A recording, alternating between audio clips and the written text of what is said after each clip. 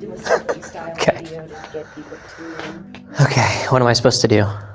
Ooh, it's very loud. Hello there.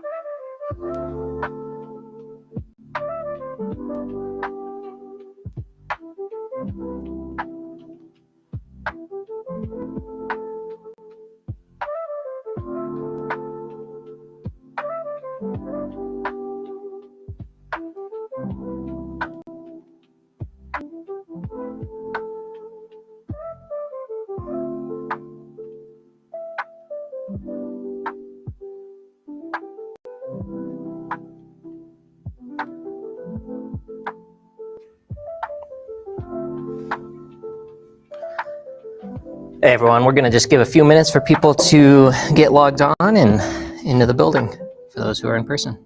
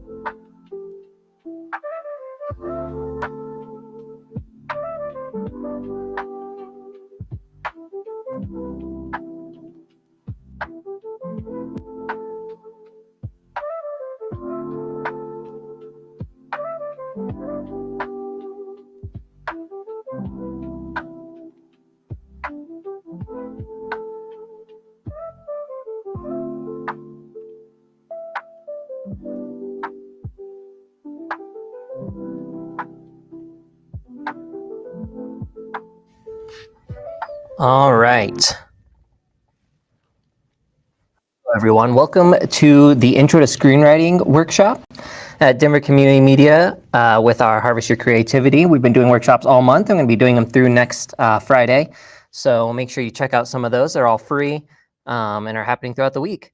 Also, next Friday, we will be having our Halloween Spooktacular. So we'll be doing shows. We'll be showing some spooky films, some non-spooky films, some stuff from one of our recent workshops, and we'll be doing a giveaway of an all-access membership for anyone who donates $8 or more. So definitely come on by. There'll be food and snacks. It'll be a good time.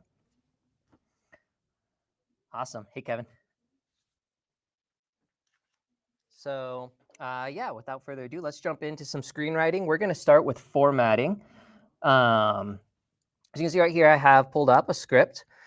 And actually, sorry, hold on one second. Let me give that to you guys sitting in as well, in case you want to follow along. It's kind of dark, I guess, but you can still follow along on paper.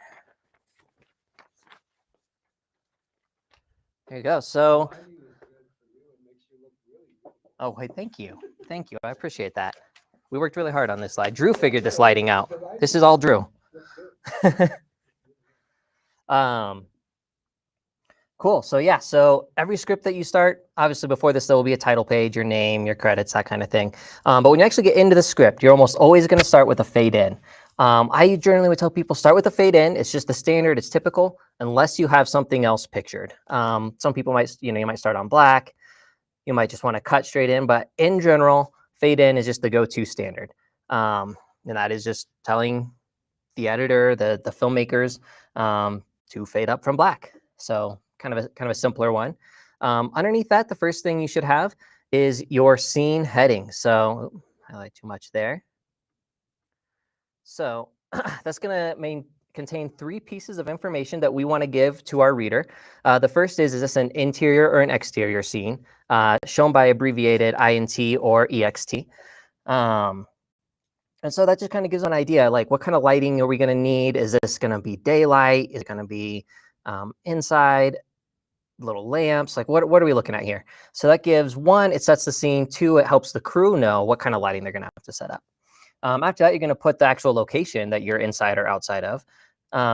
Again, this is setting the scene, telling people what the setup's going to look like, placing you where you need to be as the reader.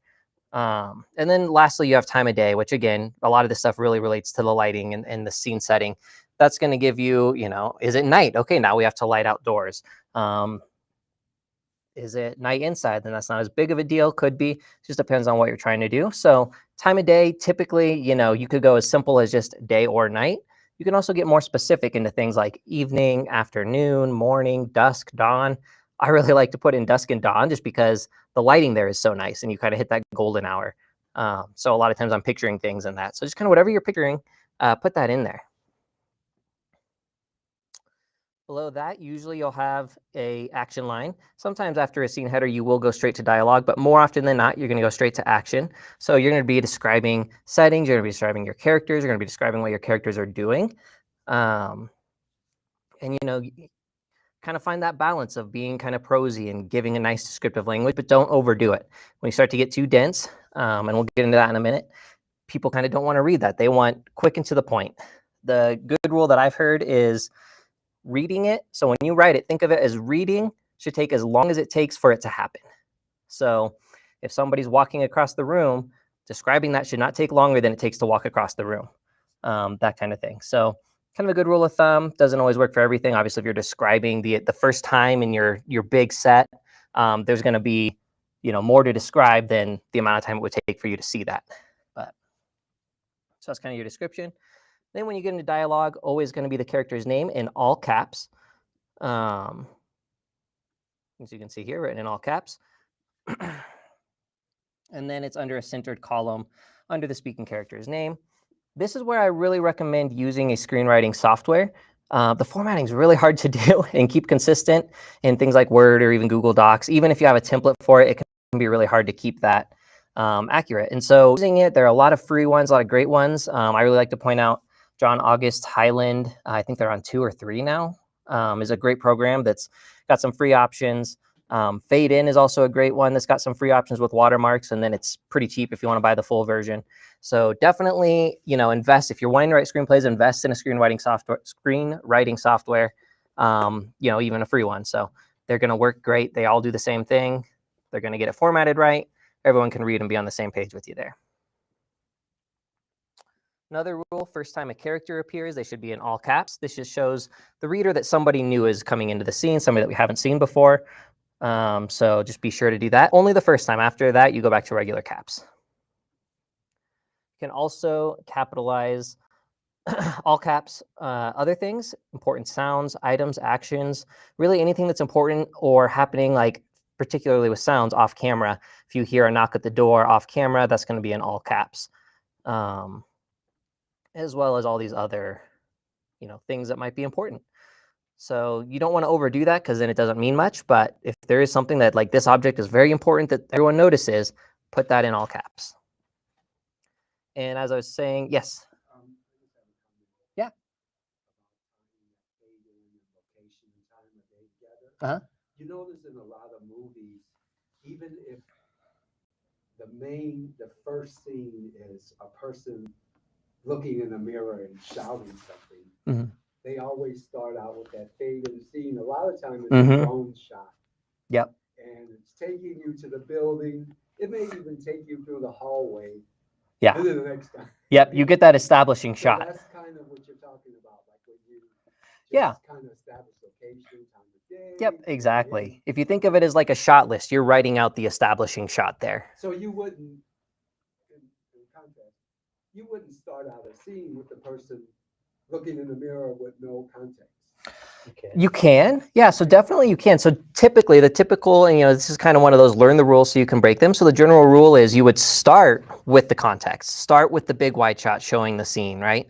But as you get more used to the rules and when's the time to break it, if your story has a good reason, and again, it's all got to go back to story. If your story has a good reason to not start with that establishing scene, but start, for those who didn't hear, we're talking about a mirror, somebody maybe yelling at themselves in the mirror, and before you show the mirror, though, even though you hear them, you might start wide showing the building they're in. That is the general way to do it, but if you have a creative, story-driven reason to not do it that way, you could start directly on the mirror. Like a movie when they're just taking a break. Exactly. Sometimes the very first shot is the shovel hitting the dirt. Yep. Yeah. So this is, so it's one of those, like the general rule is start wide, get into detail, but can and should be broken often depending on the story and what you're getting at. So thanks for the comment. As I was saying above, try to keep action lines sections to 3 lines or less. You can see I did that here. Again, this is where it gets really dense. A lot of people will look at a script. If they open it up and it's all thick text, they're going to throw it out. On the flip side, if they open it up and it's all dialogue, they might throw it out as well, unless you're Aaron Sorkin and you write the greatest dialogue.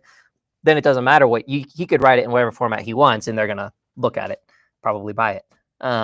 But as if you're somebody who's just trying to get your work out there, follow the rules, try and keep what they call white space on the page. So a good mix of dialogue and action, and never too thick of action lines.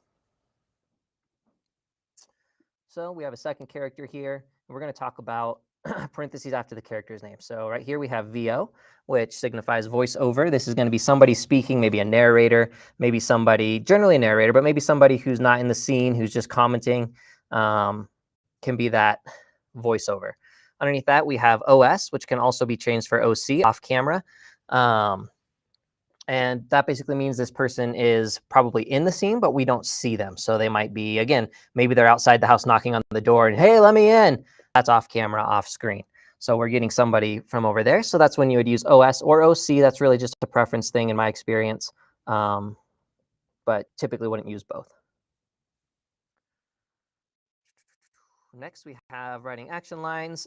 Just a tip on that, try and write in the present tense, active voice. You don't want to say, Johnny was running. You want to say, Johnny ran. Johnny runs to the corner and ducks away from the bullet, something like that. You don't want to say he was running when he ducked. It puts us in kind of a slower pace. We want to keep this, everything active. It keeps everyone engaged. It's just a much more energetic way to write. Character names, parentheticals. So you can put parentheses under the character's name. Again, use these very sparingly. A lot of actors and directors tend to take it as like stepping on their toes. But generally, you're going to put something like maybe there's an emotion or something that, just needs to be pointed out. More often than not, you're going to notice like, hey, stop taking my dog is angry or animated. But there are some lines where that's not obvious, like, hey, how's it going? But you're angry. Put that in parentheticals. That's how you can tell someone like, hey, this is an angry, what are you doing? Versus what are you doing could also just be, hey, what's up? So unless it's obvious in the line, like when it's obvious in the line, you do not need to use parentheticals. And even when it's not, if the context can figure it out, don't do it. A lot of people just feel like, oh, you're kind of stepping on, you're telling me how to play the emotion. You're telling me how to direct the emotion. And so if you're trying to sell something to a director or get an actor on board, they may not like that. But there are cases where it does make sense, especially if it's a more ambiguous line and we don't know. And transitions. So these will often look like a fade to, cut to, jump to, that kind of thing.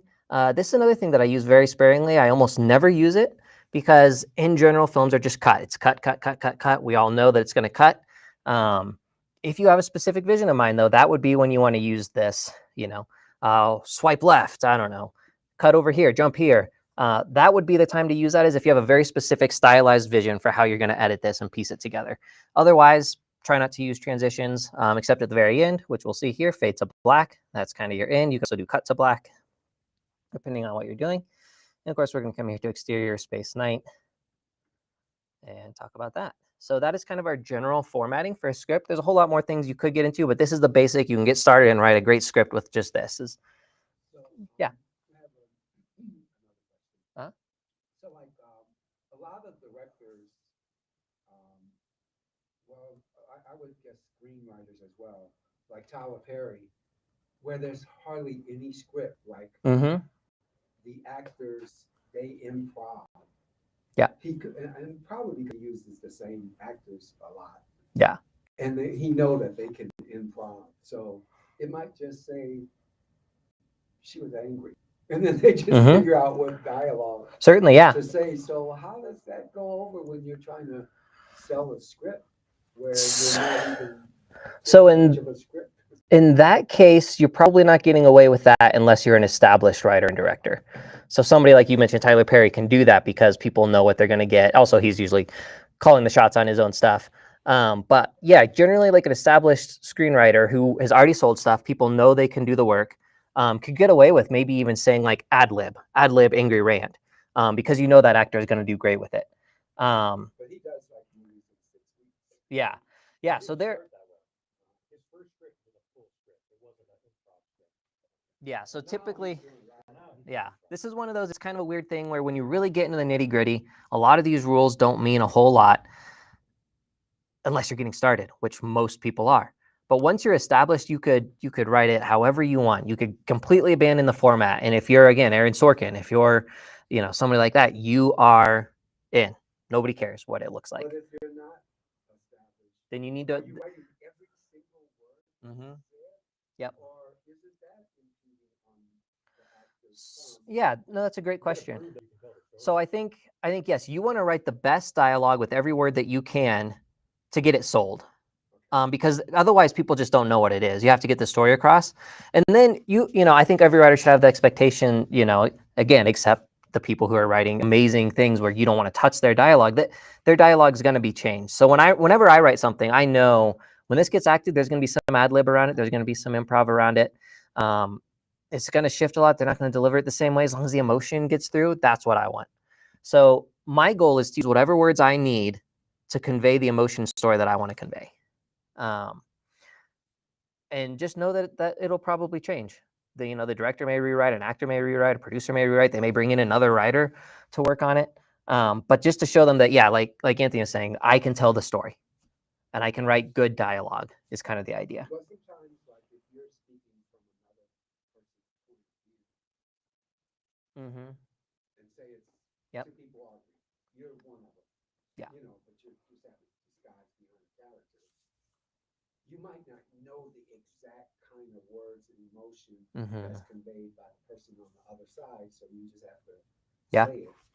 Yeah. So that seems like that might not. Well, and that's something that we'll get into here in a little bit, is kind of establishing the voice of different characters, because it is hard to write in other people's voices, especially if you're writing for somebody with a totally different background from yourself. So we'll get into that a little bit here. But yeah, I totally agree. Sometimes I like to say, like, hey, you read this. Does this seem like something you would say back to me? But that's its own skill in writing, is getting a different voice established for all the different characters, and being able to be one person writing in different voices is kind of, its own skill set within writing. And some successful writers are great at it and some aren't, but they're good at the other things. So it's, kind of its own thing. We're going to get into today, we're going to talk a little bit about, I gave an example here of how this would actually look to transition us into our next part. So we have a fade in exterior, the Lyceum, or I don't know, that's probably Lyceum. I don't know Greek. Day, Aristotle, 60s Greek, wears a colorful toga as he strolls through the front of a group of philosophy students at his peripatetic school. Gathered breathlessly into this temple of knowledge, they will hang on his every word. I had to look this guy up on YouTube. I think that's Dikiarchus.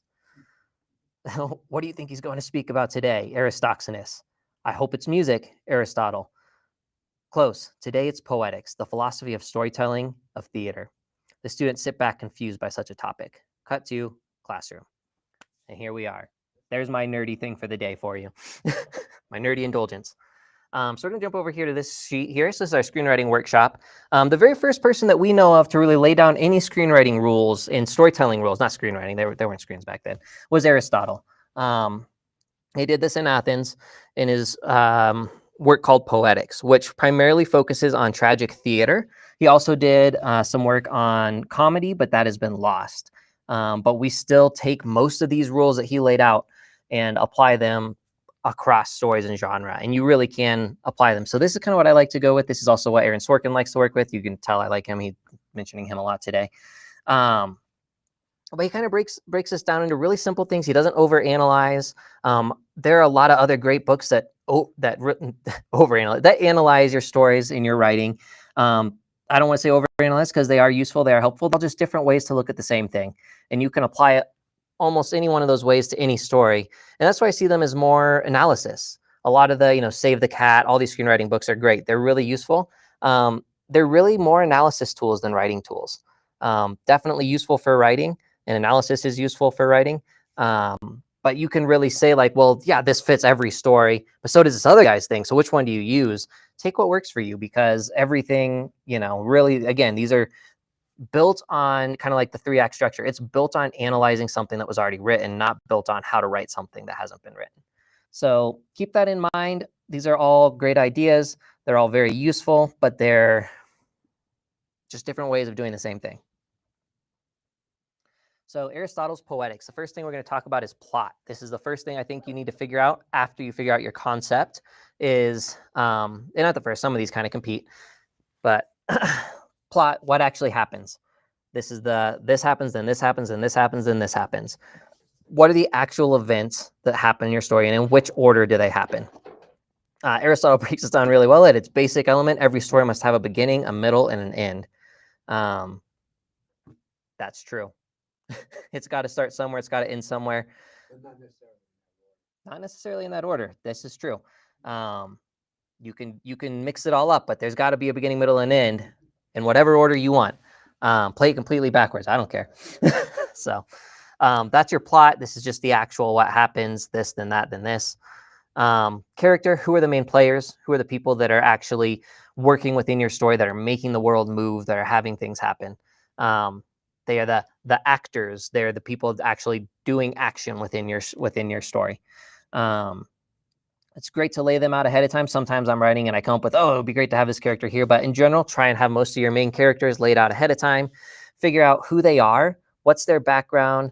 Aristotle says, the big thing is they should be consistent. They should be real. They should be relatable, which I think is kind of funny, because then you read some of the plays of his time that he even lauds, and it's like, oh, it's not very real, but we'll go with it. I do think it is true that even if they're the most unreal character ever, they should have something that's relatable. Maybe that's a better word for it. Something that's relatable, something that we can connect with as a viewer. And then lastly, outside of, just being consistent as a character, their voice, the way they speak. So you want to have each character have a unique voice, which, as you mentioned, Kevin, hard to do if I don't speak in that voice. I don't know how everyone else speaks. I don't have the same experience as my character. And that's why it is such a hard skill. Dialogue is often the hardest part to write in a Like if script. you're doing female voice, and it's like, Mhm. you know, they say, oh, maybe that's right. Yeah, exactly. And that's where, for me personally, I've said like, yeah, like I want to write this, but I'm not going to be able to write everyone's voice perfectly. So let me do my best, and then I'll get people who have that experience to take a look at it and give me some input. And I think that's a way that we can, really listen to them, listen to their feedback, even let them rewrite it a little bit. A really great way to include other voices and make sure everyone's included and heard in our stories. Where research comes in. Yeah, doing your research. Yes, thank you, Anthony. Actually, you want to say a little bit about research? I'll just. Yeah, I think, if I'm writing a story that's set in 1700s England, I'm not just gonna start writing it. I gotta research it. How Yeah. did they talk? What did they wear? What was their life like? You can't just make it up, otherwise nobody's gonna want to read it. If it's so clear that you don't know how to write this character, I'm not gonna want to read it. Yeah. No, I agree. Yeah, for in case you guys couldn't hear, yeah, just talking about like if I'm going to write about 17th century England. Is that the century you said? Yeah. You said some century. You got to research that area, and I think that is where you want your characters to be real, unless the point is that they're not real.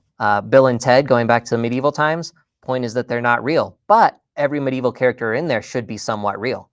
And so, yeah, we have to do our research. We have to know who we're talking about.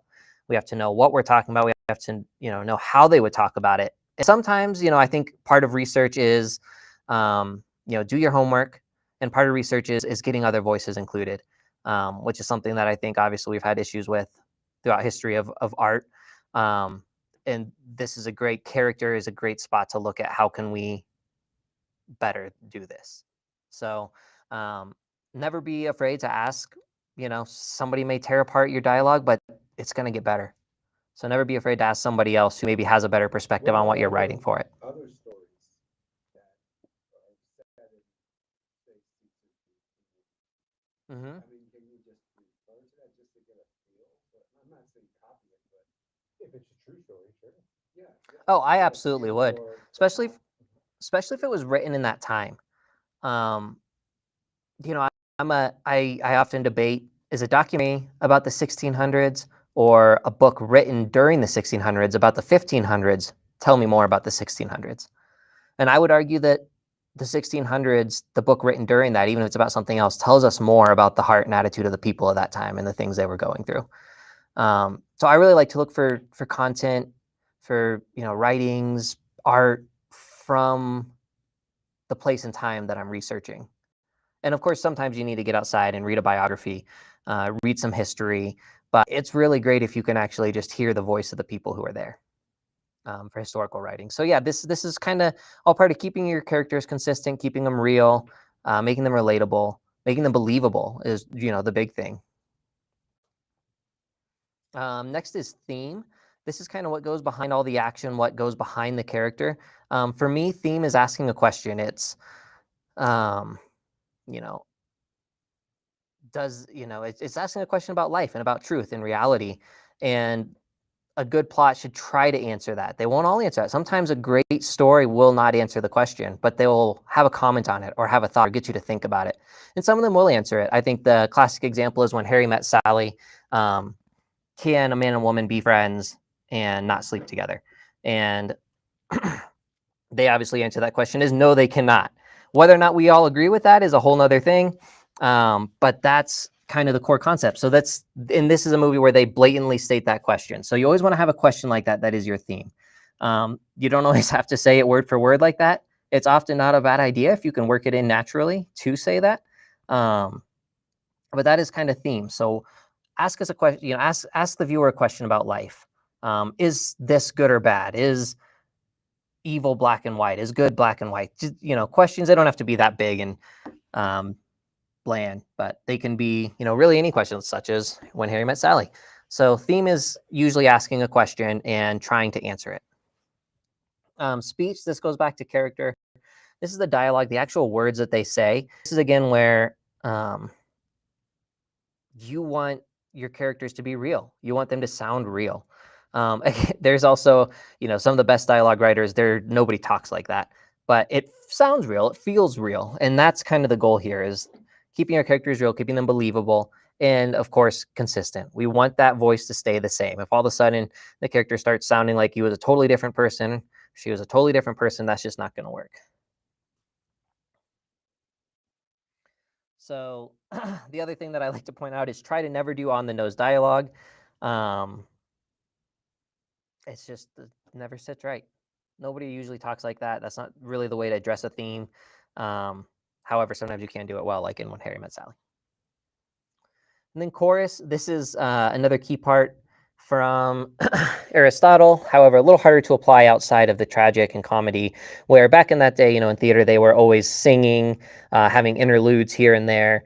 We don't obviously have that all the time, but I think what really he gets at that's important is have an emotion that drives a scene, something that will resonate with people, something that talks to them, and that overall feeds the theme. So whether this be, you know, the anger, the drive, the anxiety, joy, jubilation, whatever it is, have some emotion driving your scene, and that fits the overall story. And then setting, and these are kind of ordered in importance loosely, and this is preference and depends on the story, but setting, you know, is a little less important than a lot of the other stuff because you can tell a great story anywhere with the right plot and characters. The setting is, where does it actually take place? How does this setting affect your story? You know, try and do good descriptions. Again, like we said, don't go over the top. Writing these dense descriptions, people are going to get lost in that. We want to get to the action, but do what you can to succinctly set the scene. You know, and think about things like, how would this affect my story? So setting does play a big role beyond where does it happen, but like, hey, we're by the ocean. There's going to be wind. There's going to be waves. There might be a storm. Hey, we're in Tornado Alley. This is common to happen. These things will affect the characters and the stories. Thank you, Lena. Looks like we have a question from, is this Spitfire Z, Spitfires? How do you teach movie direction? I love directing movies. That is a great question. I think overall, it's these things too. You're all doing the same thing. It's all a story, and you're telling it in different ways. So the writer writes it down, the director comes in and turns it into a visual piece, an audible piece. So I think you have to ask all of these questions. And for me, when I'm directing, the question continually is, how does this fit the story? How does this angle fit my story? How does this lighting fit my story? How does the costume fit the story? And this is where you really get into emotion, especially when you're directing actors. You know, the cadence, the pacing of the delivery of a line, those kind of things kind of come into play. And are they maintaining the voice? And you're kind of supervising, keeping everything in line, but also you're putting your touch on it and putting your mark on there. So doesn't the director sometimes become the screenwriter? I mean, the director could poke holes. Most direct, A lot of places. yeah. Does the director become a screenwriter? A lot of times, a lot of directors will do a pass, especially bigger directors will do a pass on the script before they will direct it because they want to put their own touch on it. And again, that might be very small changes, might not be any changes, but and it depends on who the writer is. If it's a top level writer, then you're probably not going to want to mess with their stuff. But if they're, you know, maybe like, oh, this is a great script, but I want to workshop it and make it my own, you'll see that a lot. You'll see a lot of disputes about that a lot. But yeah, so, you know, to me, there's three things in filmmaking that are all different versions of the same thing, and that's writing, directing, and editing. They're all telling the story. They're all piecing it together. You know, and directors tend to get more involved with the technical side. Some of them do. The camera, the movement, the lighting. And they should be focusing on how this all fits the story. But more than any of that, they should be focused on the story itself. So I don't know if that answers your question, kind of a broad answer, but, you know, focusing on all of these things, except for not in writing, but in how they're actually being acted and carried out. So how do you translate the things that the writer gave you, or if you were your own writer, into something that works in film and in a different medium? If you have any follow-ups to that, feel free to submit those as well. Lastly, spectacle. Aristotle blatantly calls this out as the least important part of any story, of any play. I would agree. For film, there are some times where it's just cool to see, But overall, none of it means anything or will make a successful film or story without a great story. So if you have, I think we see this a lot nowadays. This might be a popular or unpopular opinion. Marvel is primarily spectacle now. It's a super polished, almost factory film coming out, very glossy, not a lot of depth, not a lot of emotion, very generic. And I think that's the perfect example of where they went for spectacle over all these other things, and it harms the overall product. And I think it, yeah, they don't even use it. Interesting, yeah. So Marvel movies not using finished screenplays, and you can tell that the story is secondary to them. They just want to get from A to B with as much gloss as possible, as easy as possible. And it's unfortunate. I think it's pervaded a lot of stuff, but this is where we can, spectacle isn't a bad thing. Spectacle can support a great story, and can really enhance it, but never put that over your story.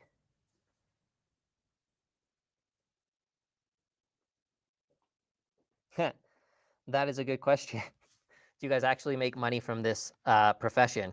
Well, I don't make money from my passion projects. Obviously, I do this professionally, teaching and creating content, short films, documentaries, and such. So yes, and no, I am not making money from selling screenplays right now. Very few people do.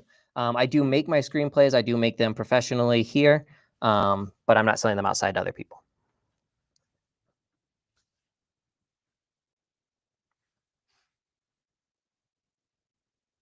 All right. So what I want to do is, for those online, feel free to submit comments. Those in the room can shout out. We're going to kind of work through some of these key concepts with a film. Let's see. Who's got a film they want to break down? Yeah. Or you can just answer these questions. So we're going to take these questions and apply them to somebody's favorite movie. And we can't do Jaws because that's the example on the notes. Anybody got a preference? Oh, I got to pick one? Star Wars. Okay, Star Wars. What is the theme of Star Wars? Good versus evil. Good versus evil. Yeah, and this is where I think you can find a lot of, it's what's to say, oh, this is the theme of a movie. A lot of movies have a lot of in-baked themes. Good versus evil, I think, is the overall theme for Star Wars. You can also find a whole lot of other weird themes in there if you want to. Again, this is where some of this gets into analysis more than writing, but I would pick for sure one solid question that is your question throughout your film. That doesn't mean you don't ask other questions and look into other things, but your main storyline and your main plot should have one theme, like Star Wars does, good versus evil. How do they answer that thematic question? It doesn't look too good at first in Star Wars. Can good prevail over evil, basically? Will good always prevail? Depending on which Star Wars film you're watching, we don't know. Maybe it will, maybe it won't. Yeah, sometimes the bad guy does win, and that keeps it true to life. It's not always as fun to tell that story. And you have to decide in your story: do you want to represent realism, or do you want to represent idealism, where things can go? So I think there's always options, and you can do a little both if you really want to. Also, sequels Mm-hmm. Yeah. Yep. Exactly. And because a lot of times these big movies, they're made and there's already the sequel made at the same time. mm-hmm. So Yeah. they know that the sequel's coming out. Yeah. That's going to change the theme or the answer to the thematic question of the first. Yeah. The second one would answer Yeah. that. We can go back to Marvel right there. You have the Avengers saga, and you can say Infinity War answered the question that no, good will not always prevail. But then you come back with Endgame, and you can say, oh, it does prevail. Look at that. So the answer is probably somewhere in the middle. So cool. So yeah, how do you answer the thematic question? How do they answer it in, let's just say, Star Wars 4? It's about a small rebellion taking on the universe galactic bad guy empire. Yeah, and I think they have a momentary success. We know it's not the full success. But they blow up the Death Star. Yeah, so I think yes, they answer the question is yes, good can prevail over evil, even when it's a whole star of death. So cool. The other thing next thing to identify here after you've identified your theme is who are the main players in your story, who are your main characters. So in Jaws, you have the police chief, fisherman, and a marine biologist. Obviously, there are other characters, but your main three that drive the story forward are those three, and of course, the shark. In Star Wars, you get Han Solo, you get Luke, you get Leia, you get Chewbacca, you get all those fun characters, and that's where you really develop your story is in the characters. The theme is still broad. We can have a broad theme like good versus evil. Okay, well, which good versus which evil are we going to have now? And that's where characters come in. Typically, it's best to have a character driving the evil and the good. You don't necessarily. It's not. You can do it, and great writers have done it, where there's not any actual living thing driving the evil. It's just catastrophe. But even then, you'll find that there is an antagonist in there that is somehow messing how everyone else adjusts to catastrophe. So you always want to have your sides, your antagonist and protagonist, be actual acting things that can have their own say and control, and life's not just happening to them continually, but they are actually acting and changing it. Cool. Next, choose your setting. Where does the story take place, and how does that affect its telling? That's a huge one in Star Wars. Where does Star Wars take place? In space, and not the space that we know, a very different space. Galaxy far, far away. A galaxy far, far away that we have yet to find. Maybe someday we will. So yeah, this kind of decides a lot, like in Star Wars, the setting also helps set up the good versus the bad, the who's who and where they are. Throughout the series, you get onto, oh gosh, what's the snowy planet? Hoth. Get onto Hoth, and that's massively affecting how they fight and how the story unfolds. So, the great example, glad you chose Star Wars, of how this can work, or you land in a swamp and things are a little different. So, how does setting actually affect your story? What does it do to your characters? What obstacles does the setting throw in front of them? What obstacles does it take away from them? That can also be a thing. Cool. Next big thing. What is actually going to happen in your story? This is figuring out your plot. So after you figure out your theme, your characters, what are they actually going to do? What's going to happen to them? How are they going to respond? What are they going to do about it? So I like to start with a log line, 1 to 2 sentences, just generally not super specific. They can be, it's really just preference, but you'll notice a lot of them are written very, when a massive shark terrorizes a local island community, it's up to a watershy police chief and a wealthy marine biologist and an old-time fisherman to hunt and kill the shark. We don't have their names. You can have their names if you really want to, but that doesn't help me understand the story, but just having what they are. Okay, so this is an interesting group. Oh, we got a watershy police chief. He's got to be on the ocean hunting a shark. That's going to be interesting. Stuff like that. So this is kind of the initial step of plotting, just getting your concept down, getting down what's going to happen in a nutshell, your elevator pitch per se, even shorter than an elevator pitch, really. And then within that, how is each character going to be unique and have their own voice? How will they maintain that throughout the story and what happens? And then you also have to think about what will change. How can they be changed? Because you have to have changeable characters. Nobody wants to see a bad guy stay bad at the end. Nobody wants to see the arrogant guy continue to be rude at the end, but they want to see how they can learn and soften and change. So what will that be? How will they change? Highlighting those things up front, because that has to be within your story arc, and that plot has to bring out that change. So this goes hand in hand with plotting, figuring out your characters, what are their weaknesses, how do they overcome them or not overcome them, and working through that. So we have the example of the fisherman. He's very old school, he's very hard, and he's very direct. He kind of dies because of it. So he didn't really change, and he died because he didn't change. But the characters who changed a little bit are able to survive. That's not always the case in it doesn't have to be the way every story works, but that's tends to be a good way to do it. And then lastly, let's just actually sit down and outline the plot. Write down everything that's going to happen. Start with the scenes and then break down, the scenes into what actually happens in the scenes. And then turn that into a script and get into our format here and just start writing. And I think that's the biggest thing anyone can do is just start writing. So, is what a treatment? So a treatment, there's a lot of different types of treatments.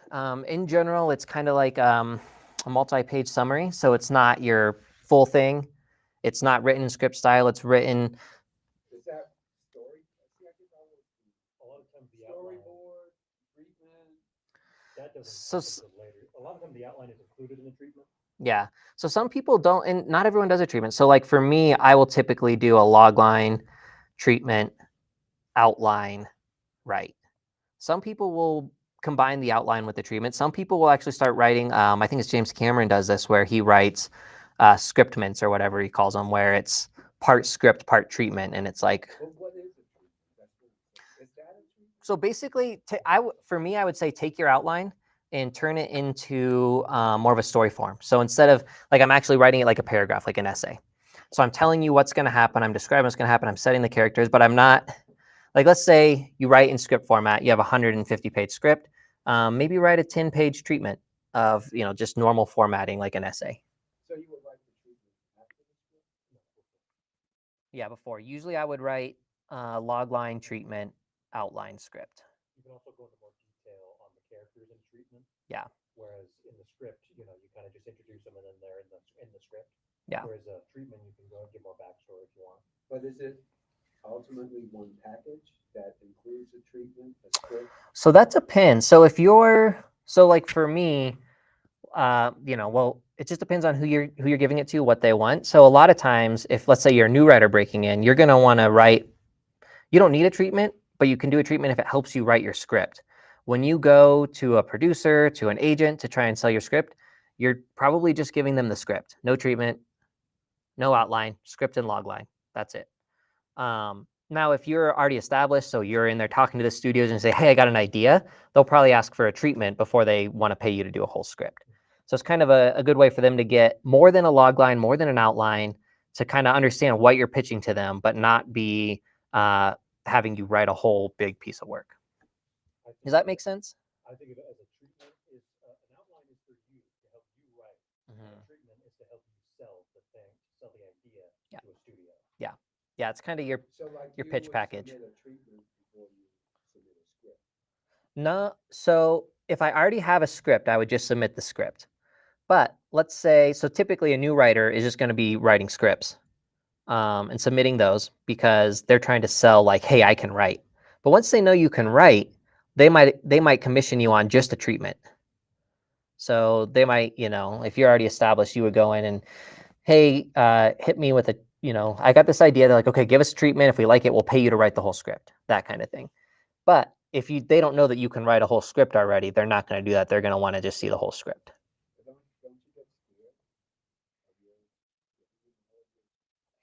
Well, that's a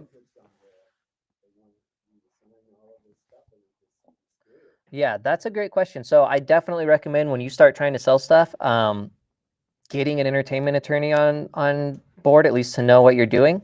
And I always recommend if you write a script or a treatment, you can copyright that. You have to actually have something written to copyright it, and you can submit it to the copyright office. I think it's, I don't remember anymore, maybe $10, might be more. WGA?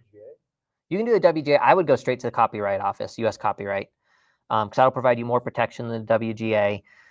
And you can also technically copyright like a treatment. Anything that's an actual work that you could submit. You can't copyright an idea. You have to actually write it down and make something out of it, which can just be literally writing down the summary. You can copyright that. So anything that you send out, I would make sure you have copywritten or register with the WGA is also a great resource. And you don't have to be a member of the WGA. That's the Writers Guild of America to get that registered with them. But I generally go just to copyright, and I'm going to do that before I send anything to anyone. And then, just gives me that protection. And some places will have you sign some weird stuff just to show them things. And I would definitely talk to an attorney before doing that. Before signing anything with any company, I would definitely do that because there are some weird games out there. Let's see, any more questions? Why don't you make a script from Chat GPT? That is a question. You can. It can do it.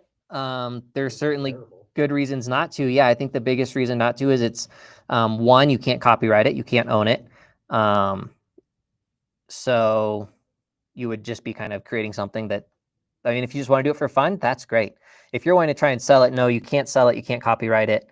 Because you didn't create it. Because you didn't create it. The machine created it. And the machine also, there are plenty of lawsuits going on right now. We'll see what happens with them from writers who are saying they're just regurgitating my work. We'll see where that happens. There have been some wins, there have been some losses. But right now, there are no protections for your work under AI. It Generally, does. people can tell if it's written by And ChatGPT. people can usually tell that it's written by ChatGPT. The biggest thing is, despite what they'll want to tell you, you can still tell that there is not have the human perspective in there, that there's not the heart of a human in there. It can mimic it really darn well. It can do a great job, but people will generally be able to tell. And I think basically, the way I like to put it is use ChatGPT, get Marvel. You know, that anyone can kind of regurgitate that. And that's kind of the idea. You get stuff without the heart and the depth, but write it yourself and you get one battle after another. But I found that it's helpful to identify what you don't want to do. Like, in other words, when I have writer's block, I will go to Chat GPT or Gemini or whatever one, whatever. I will take a block of 20 pages of writing and dump that in there. 20 pages of writing that I've written from myself and say, well, give me an idea of, scenes. This is how much time I have to work with. And it gives me some general ideas, but generally I don't use any of it. Just like the thing I did. I don't use it, but it helps me get out of writer's block. I'm like, oh yeah, absolutely. It's a great tool. I'm not saying don't use ChatGPT. I'm saying if you want to sell a script, don't use it to write the script itself. Can it help you? Can it help you with outlining? Can it help you with research? Absolutely. Can it help you just give you feedback? Totally. Good idea. You were talking about 16th century English. So I can go to Chat GPT and I can say, give me the timestamp and the URL of every YouTube video where someone is speaking in 16th century British language. There you go. And it will actually go out there and list all the timestamps. And Very helpful. URLs. I use it like that. Yeah. Oh yeah. So yeah, lots of great, especially for research, especially for just organizing, keeping yourself on track. Great tools. But yeah, as far as actually writing with it, there's still a lot of ethical questions that are to be answered. There's a lot of legal questions to be answered. So that is why I don't make a script from ChatGPT. Any more questions? What would stop somebody from reading your script? What stops people from reading script? Well, number one, bad formatting. If you don't follow the rules. Number two, still goes into formatting. If you have a whole lot of dense action or just straight dialogue, that'll generally stop people. But beyond that, actually getting into the script, something I didn't point out yet that I like to point out is, enter your scene as late as you can, leave it as early as you can. So extraneous setup gets a little boring. It'll drag on. People are just going to read this and be like, this is just 10 pages of setup. I'm out. But if you can set up in half a page, 2 pages, short, get into it. You should be into the meat of your story within 5 pages. We should have that inciting action that kicks off the story, within the first 3 pages, I think. So yeah, don't do the extraneous setup. Don't get too prosy. Pros are great. It's nice to do that.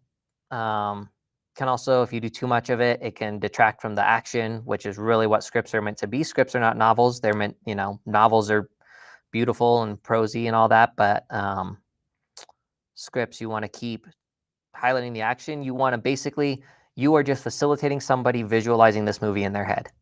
And you don't need anything more or less than that. So that's kind of the way I see it. I'm just going to try and write what I'm picturing in my head as simple and succinctly as possible. And if you go too far beyond that, yeah, people will throw it out. If you get too showy with your prose, people will throw it out. If you take too long to get in, if I don't know what this is about within the first 5 pages, I'm probably going to set it aside. If you're writing a short film, even quicker. If I don't know what this is about in the first half page, then you're probably not getting anywhere quick enough. So really that entering late, leaving early, getting through there as quick as you can.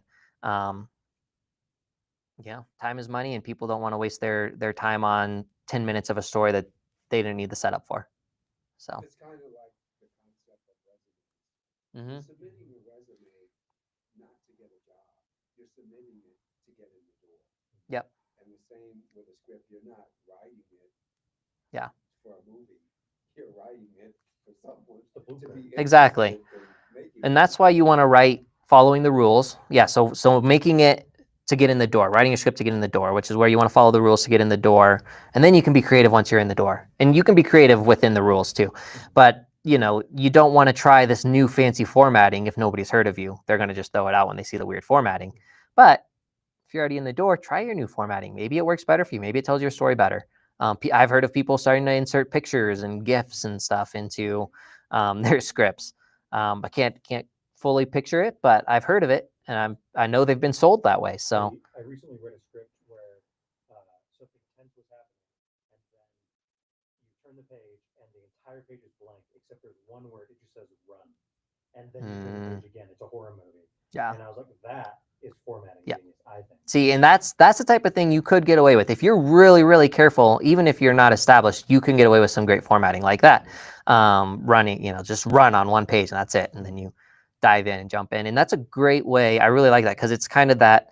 Do you start with the building, but while you hear them talk in the mirror, or do you just cut to the mirror? Do you just cut to the shovel hitting the dirt? It sets the tone immediately. If there's a scene and someone's running profusely and they're sweating, it's like the first question I'm going to ask is, why is he running? So I'm like engaged. Yeah.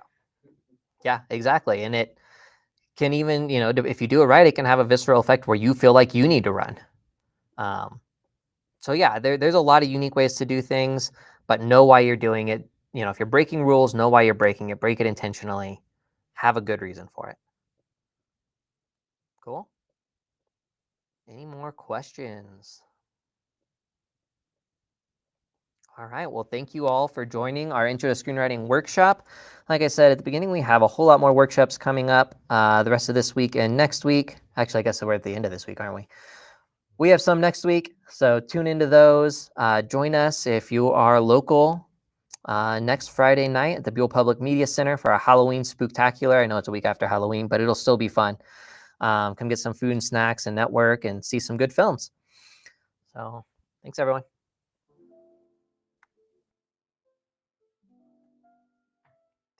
Thank